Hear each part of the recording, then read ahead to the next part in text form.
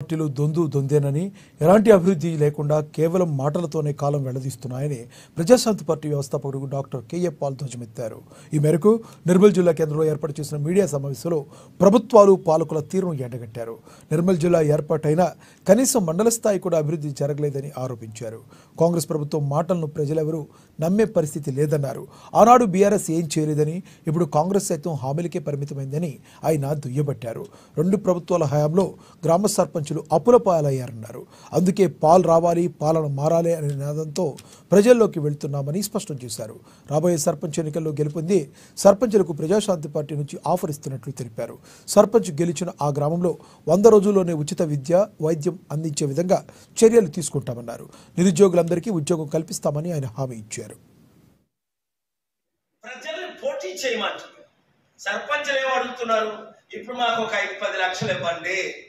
గ్రామంలో ఏమడుగుతున్నారు? ఇప్పుడు మాకు 1000-2000 రూపాయలు ఇవ్వండి. నేను ఒకటే అడుగుతున్నాను. నేను 40 సంవత్సరాలుగా ఎలాగ అభివృద్ధి చేశానో మీ కళ్ళకు కనబడుతుంది. అడవి లాంటి హైదరాబాద్ ని ఎయిర్పోర్టు అది అసలు ఎయిర్పోర్ట్ అని అంటాం. అలాంటి హైదరాబాద్ ని 700 కంపెనీలు పేర్లతో చెప్తా.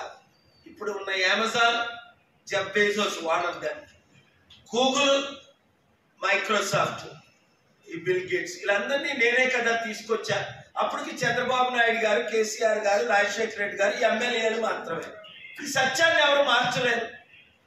10,000 రూపాయలు ఎకరం ఉన్న భూమి సదాశివపేటలో ఇప్పుడు 1 కోటి రూపాయలు అయింది. సత్యాన్ని ఎవరు మార్చలేరు. 30 లక్షల ఉద్యోగాలు సృష్టించారు. అప్పుడు నాకు ఇలాగ వచ్చి చెప్పుకోవడానికి టైం లేదు.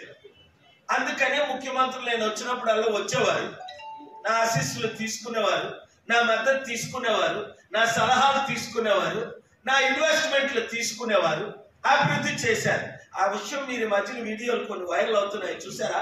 అది నేను చెప్పడం కాదు, చంద్రబాబు నాయుడు గారు చెప్పినవి, కేసీఆర్ గారు చెప్పినవి, రాజశేఖర రెడ్డి గారు చెప్పినవి, బాబు మోహన్ చెప్పినవి, గద్దరాన్ని చెప్పినవి. ఎందుకు?